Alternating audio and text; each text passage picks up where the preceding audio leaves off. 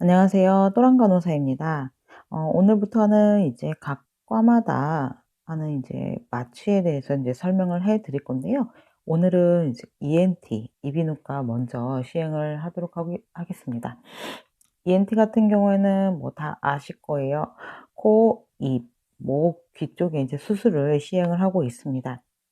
우선 코입니다. 코 같은 경우는 주로 이제 ESS를 많이 사용을 하고 있는데요.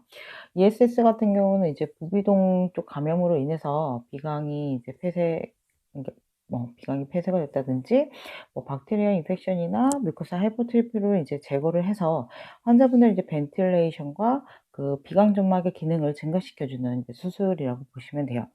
이 수술 같은 경우에는 아무래도 이제 그 수술 OP 필드가 이제 코이기 때문에 나머지는 전부 다 드랩이 쳐지거든요.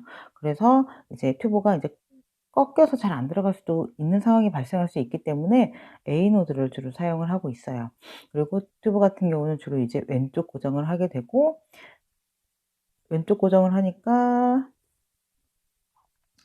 왼쪽 고정을 하게 되는데, 이때 이제 수술 부위가 코 쪽이기 때문에 절대 코 바로 밑에, 그러니까 윗입술 쪽으로는 절대 이제 고정을 하지 않고요. 아랫입술로 해서 하나, 두 번, 그리고 나머지 하나로 여기서 이렇게 해서 하나, 어 이렇게 해서 주로 필스를 하고 있습니다. 그다음 수술 부위는 입인데요. 입 같은 경우는 주로 이제 톤실이나 뭐 아데노이드 이쪽 수술을 많이 하고 있습니다. 그리고 실라스틱으로 이제 픽스를 하고 있고요. 톤실 같은 경우에는 하나만 있는 게 아니라 양쪽에 있기 때문에 한쪽을 제거하고 그다음 이제 반대쪽을 제거하기 위해서 튜브를 옮기게 돼요, 수술하는 중간에. 그래서 튜브를 이처럼 픽스를 하지 않고 이렇게 뭐 몇 cm 정도의 몇 cm 정도의 이제 마킹, 뭐 24cm 정도 뭐 이렇게 마킹을 한 다음에 이 튜브 마킹한 게 너무 있는지 아니면 너무 깊숙이 들어가 있는지 뭐 우선은 벤틸레이터를 보면은 알게 되지만 우선 오피 필드를 보면서 이 마킹된 게 너무 나와 있거나 너무 들어가게 됐을 경우에는 한 번 더 벤틸레이션을 보고 이제 조정을 하는 경우가 있습니다. 그다음에 이제 넥입니다. 넥 같은 경우는 이제 여기 목 쪽에 있는 거 뭐 사이로이드 수술을 가장 많이 사용하고 있습니다. 이 사이로이드 수술할 경우에는 환자의 목이 이제 익스텐션 돼 가지고 많이 좀 젖혀지는 그런 자세를 하고 있기 때문에 우선 튜브가 정말 심하게 꺾일 위험이 있어요. 그래서 A노드를 사용을 하고 있고, 그리고 이제 목 쪽 수술이기 때문에 아랫입술 쪽으로는 절대 이제 픽스를 하지 않고 주로 이제 위쪽으로 이렇게 해서 하나, 둘 돌리고 그다음에 여기도 하나 해서 이렇게 이런 식으로 해서 픽스를 하고 있습니다. 그래서 아랫입술 쪽으로는 절대 픽스를 하지 않고 있습니다. 그다음에 이제 귀 쪽입니다. 귀 쪽은 좀 팀파노 쪽 이제 수술할 경우에도 이제 사용을 하고 있는데요. 이 같은 경우에는 이제 환자가 이제 오른쪽 귀다, 뭐 왼쪽 귀다, 그 수술하는 부위에 따라서 이제 뭐 고개를 이제 딱 젖혀서 왼쪽만 잘 보이게 오른쪽으로 이제 고개를 옆으로 돌려서 하기 때문에 이 튜브가 이제 많이 좀 꺾이는 경우도 있어요. 그래서 A노드를 이제 사용을 하고 있습니다. A노드를 사용하고 있고, 그리고 너브 스티뮬레이터를 사용하고 있는데요. 아무래도 이제 그쪽 이제 옆쪽으로 해서 3차 신경이 지나가고 있기 때문에 그 신경을 확인하기 위해서 이제 그 OS 쪽에서 이 너블 스티뮬레이터를 사용을 하게 됩니다. 이때 너블 스티뮬레이터를 인제 사용을 하게 되면 이제 우리가 근이완제, 그 신경근 차단제를 사용을 하면 안 돼요. 왜냐면은 그 나오는 게 잘 안 나오 그 너블 스티뮬레이터가 안 나올 수가 있기 때문에. 그래서 이제 맨 처음에 이제 인덕션 할 때 근이완제를 뭐 50 정도, 뭐 로큐메론을 50 밀리그램 정도 투여를 한 다음에 그다음에 가스를 올려서 환자를 이제 마취를 하게 되는데, 아무래도 가스가 이제 올라가다 보니까 환자분들의 이제 BP가 떨어지는 경우가 많이 발생을 하게 됩니다. 그래서 뭐 모든 수술이 마찬가지겠지만 그 IV 라인을 꼭 한 번 더 확인을 해야 되고, 플루이드가 잘 들어가는지, 그리고 약을 주게 됐을 때 쉽게 줄 수 있는지 IV 라인을 꼭 확인을 해야 되고, 그다음에 뭐 페니레프린이나 뭐 에페드린 같은 약물을 준비를 해서 응급 상황에서는 사용을 하게 됩니다. 그리고 인제 귀 쪽 수술이기 때문에 귀 쪽으로 이제 가지 않도록 인제 필 뭐지? 그 픽스를 하게 됐는데요.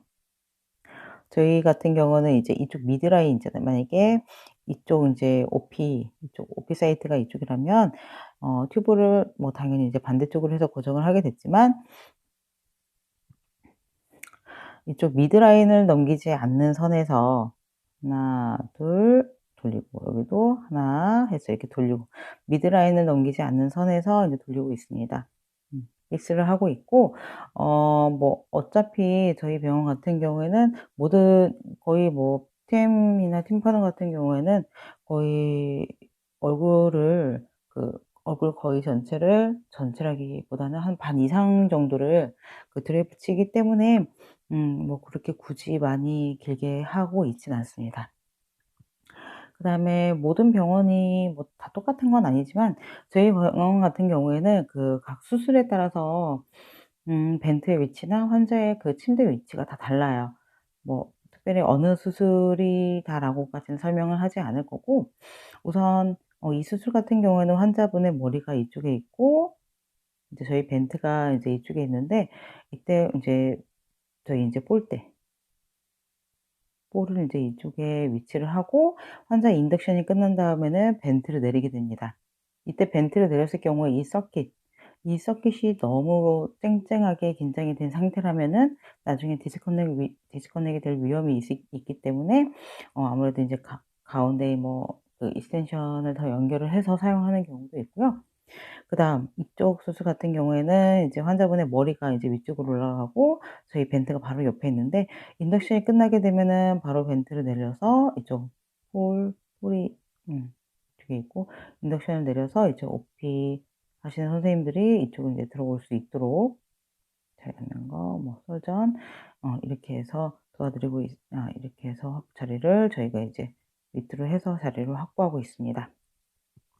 우선 모든 수술이 마찬가지겠지만 DRG 수술이 있는지 한 번 더 확인을 해야 되고 각 수술의 위치에 따라서 튜브 고정하는 위치나 방법이 다르기 때문에 저희 주의를 해야 되고 그다음에 OP에 따라서 이 튜브와 종류가 달라진다는 거 그리고 서전의 위치에 따라서 중간중간에 그 뭐 환자의 뭐 사이드 업이나 뭐 랩 다운, 뭐 알트 다운 뭐 "좀 더 올려주세요. 내려주세요." 이런 요청 사항이 있을 수 있기 때문에 리모컨은 꼭 확보를 하고 있고요. 그다음에 벤트를 옮긴 다음에 라인 정리는 필수고 그다음에 수술하는 부위 뭐 귀나 뭐 코, 입 이런 부위를 제외한 나머지는 전부 다 드랩이 쳐지기 때문에 우리 이 튜브를 저희가 수시로 가서 확인을 할 수가 없어요.